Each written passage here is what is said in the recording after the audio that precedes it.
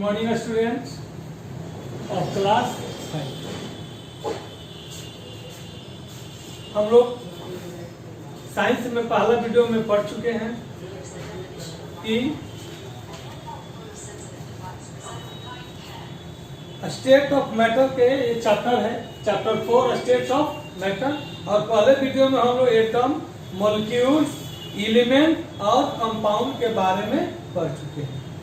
अब हम लोग पढ़ेंगे स्टेट्स ऑफ मैटर में कि पदार्थ के कितने अवस्थाएं होते हैं, यानी पदार्थ के 3 अवस्थाएं होते हैं। पहला जो है वह सॉलिड है। तो सॉलिड क्या है ये जानिए। सॉलिड को हिंदी में हम लोग कहते हैं ठोस।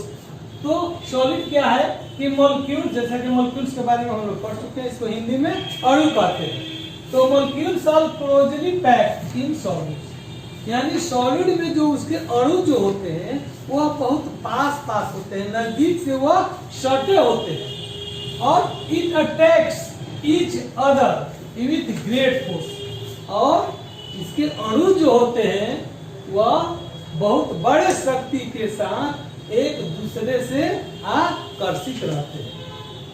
It has a definite shape and value, इसका जो होता है वह शेप भी निश्चित होता है और उसका वॉल्यूम, वॉल्यूम का मतलब क्या होता है, आयतन भी निश्चित होता है। तो यहाँ पर देखिए फिगर से आप देख सकते हैं कि मॉलिक्यूल्स इन सॉलिड, सॉलिड के जो अणु जो होते हैं वह एक दूसरे के क्लोजली पैक्ड होते हैं, सटे होते हैं। इसलिए सॉलिड जो होता है कि वह हार्ड होता है और इसकी आकृति जो होते हैं वह चेंज नहीं होते हैं। इसका आप मॉलिक्यूल से देख लीजिए कि इसका मॉलिक्यूल्स जो है सॉलिड का वह आर क्लोजली वेरी पैक्ड, वह बहुत एक दूसरे के नजदीक में पैक रहते हैं। और सेकंड जो है लिक्विड्स।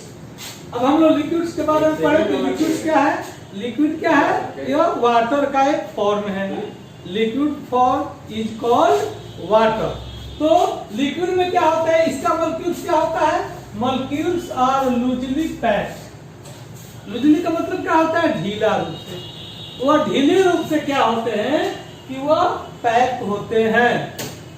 बिकॉज इसका कारण क्या है, the force of attraction. Attraction का मतलब क्या होता है कि इसके जो बीच का जो बल होता है वह जो होता है वह बहुत कम होता है। यानी इसके देखिए यहाँ फिगर में इट है, जो फिगर में आप देख सकते हैं अलग अलग है, यानी इसका मतलब कि इसके अणु जो है अलग अलग हैं। तो जब इसके अणु अलग अलग है यानी ये क्लोजली पैक्ड नहीं है, वह far away it's molecules of liquids far away as compare to solid. तो इसमें देखिए कि इसका मॉलिक्यूल जो होते हैं वह कुछ दूर दूर होते हैं। सॉलिड के अपेक्षा इसके जो अणु होते हैं वह कुछ दूर दूर पर होते हैं। इसलिए इसको कहते हैं कि इसके बीच जो आकर्षण शक्ति होता है बल का, वह जो होता है वह ढीला होता है, loosely. It has different volume, इसका वॉल्यूम जो होता है वह निश्चित होता है। जैसे मान लिया जाए कि लिक्विड में आप वाटर ले लीजिए, जिस कंटेनर में डाला जाता है उसी शेप का हो जाता है। उसका शेप जो होता है वो डिफरेंट नहीं होता है, लेकिन इसका वॉल्यूम जो हो जाता है वह निश्चित होता है। जैसे मान लिया जाए कि 1 लीटर वाटर है, अगर उसको दूसरे बर्तन में डाला जाए तो वह 1 ही लीटर होगा वॉल्यूम, लेकिन उसका जो शेप हो जाएगा वह क्या हो जाएगा, इनडिफिनिट हो जाएगा, यानी अनिश्चित हो जाएगा। इसी तरह से मिल्क का आप एग्जांपल ले लीजिए, मिल्क भी एक लिक्विड फॉर्म है। अगर मान लिया जाए कि गिलास में अगर 500 ml जो है 500 मिलीलीटर दूध है, अगर उसको किसी दूसरे बर्तन में डाल दिया जाए तो वह 5 ml होगा, लेकिन उसका जो आकृति जो होता है वह डिफरेंट हो जाता है। So it is said that, यह कहा जाता है कि when liquid is poured into other container then it takes the shape of another container। यानी अगर कोई भी लिक्विड चीज है अगर किसी दूसरे में पोर किया जाता है, यानी ऐसे उड़ेला डाला जाता है, तो वह उसी कंटेनर यानी उसी बर्तन के वह शेप का हो जाता है, लेकिन उसका जो वॉल्यूम होता है वह निश्चित होता है, वह कभी चेंज नहीं होता है। जैसा कि आप कंपेयर में देखिए कि ये मॉलिक्यूल्स ऑफ सॉलिड जो है वह उसके क्लोजली जो है वह पैक्ड है, लेकिन यही लिक्विड का मॉलिक्यूल्स देखिए कंपेयर में, तो उसके जो होते हैं वह मॉलिक्यूल वह कुछ फार अवे होते हैं, कुछ दूर दूर होते हैं, यानी सटे सटे नहीं होते हैं। और इसके बीच में जो आकर्षण बल जो होता है ये इंडिकेट करता है अलग अलग कि इसके बीच जो आकर्षण शक्ति है एक दूसरे का वह जो होता है बहुत कम होता है, यानी means the attraction between liquids is less but the attraction between force of solid is more. यानी इसका मतलब हुआ कि सॉलिड का जो सॉलिड में जो आकर्षण शक्ति होता है वह ज्यादा होता है, लेकिन वही लिक्विड में देखते हैं तो उसका आकर्षण शक्ति उतना नहीं होता है, यानी लूज होता है। दे है नाइदर देन लेस, इट है डिफरेंट वॉल्यूम, जैसा कि हम बताए हैं इसका वॉल्यूम जो होता है वह डिफरेंट होता है। अब हम लोग चले गैस के बारे में। गैस से जानते हैं जो हाइड्रोजन गैस हुआ, कार्बन डाइऑक्साइड हुआ, CO कार्बन मोनोऑक्साइड हुआ, तो ये सब सारे गैस है। तो ये सब गैस है, तो उसी गैस के बारे में हम लोग स्टडी करें कि गैस क्या है, गैस में क्या प्रॉपर्टी है, इसका गुण क्या है। तो मोलिक्यूल्स, इसके जो मोलिक्यूल्स होते हैं वह क्या होते हैं कि बहुत जो होते हैं वो बहुत ज्यादा लूजली पैक्ड होते हैं, यानी मीन्स इसका हुआ कि इसके जो मॉलिक्यूल्स होते हैं वह very far away, the molecules of gases are very far away to each other as compared to both solid and liquid। यानी जो सॉलिड होता है और लिक्विड होते हैं उसके अपेक्षा इसके जो गैस के जो अणु होते हैं वेरी फार, बहुत दूर दूर होते हैं। तो इसका मतलब क्या हुआ कि दे हैव नाइदर, नाइदर का मतलब नहीं, नाइदर ए फिक्स शेप, न तो इसका यह निश्चित आकृति होता है, न तो हैव ए फिक्स वॉल्यूम, न तो इसका एक निश्चित वॉल्यूम होता है। यानी मीन्स इसका कहने का मतलब है कि the attraction of force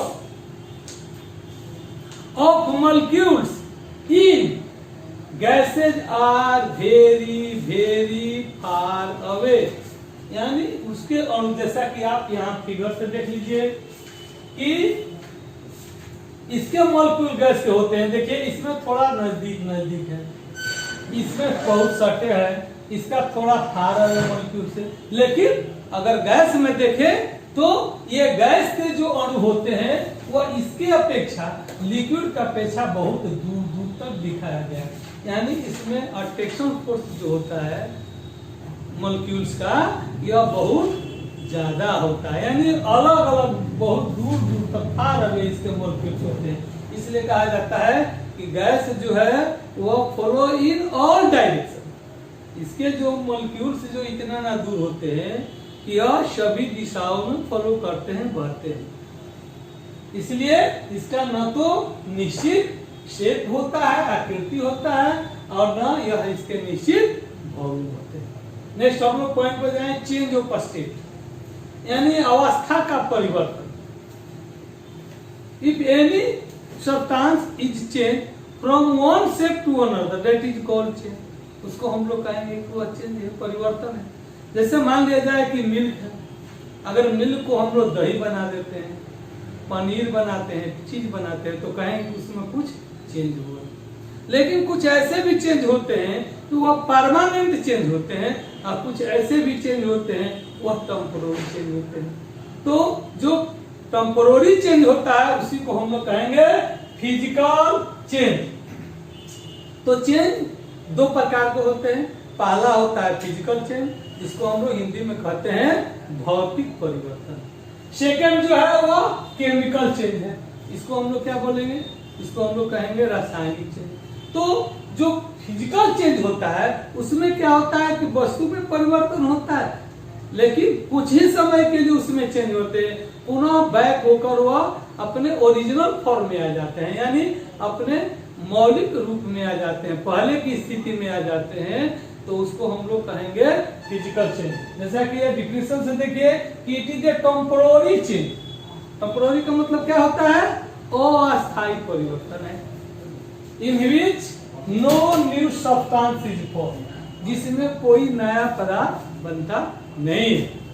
example में जैसे कोकोनट ऑयल जो है, नारियल का तेल है, वह बिकम्स सॉलिड, वो सॉलिड हो जाता है। जाड़े में देखेंगे कि जब नारियल का तेल होता है वह जम जाता है, सॉलिड फॉर्म हो जाता है। लेकिन वही लिक्विड इन समर, ग्रीष्म में क्या हो जाते हैं?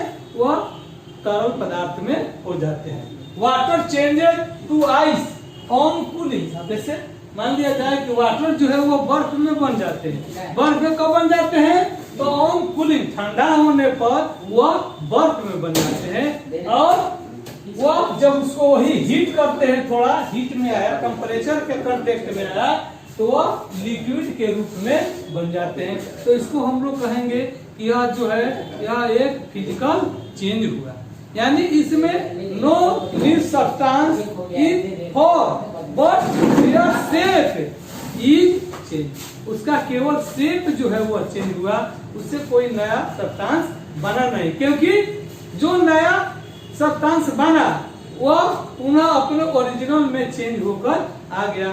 तो इसको हम लोग कहेंगे कि फिजिकल चेंज, यानी ये चेंज जो है उसको हम लोग कहेंगे टेम्पोररी चेंज, यानी अस्थायी परिवर्तन। नेक्स्ट जो है केमिकल चेंज है, इसको हम लोग रासायनिक परिवर्तन कहते हैं। ये क्या होता है कि it is a permanent change, यह एक अस्थायी चेंज है। जिसमें no new substance is form, इसमें जो होता है वह न्यू सब्सटेंस यानी नए पदार्थ का निर्माण होता है।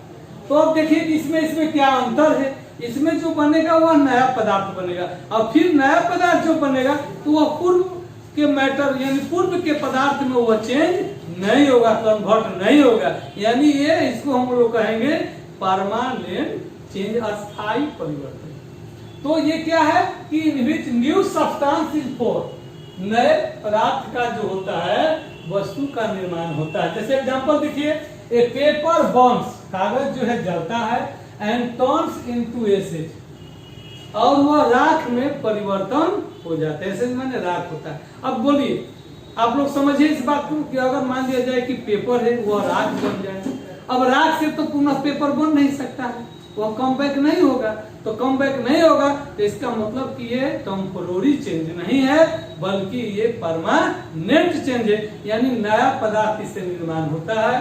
और ये हो गया आपका केमिकल चेंज। इधर आपका वर्ड मीनिंग दिया हुआ है, टेक्स्ट आकर्षित करता है, डिफिट मान निश्चित, वॉल्यूम मान आयतन, पैक्ट मान सटे हुए एक दूसरे के क्लोजली, फिक्स निश्चित हो गया। फिजिकल चेंज भौतिक परिवर्तन, केमिकल चेंज रासायनिक परिवर्तन, टेम्पोररी अस्थायी, परमानेंट अस्थायी, एसिड राख, और बर्न्स माने जलता है, सॉल्यूशन। इसके बाद आप लोग इस सारे चीज को study and watch this video.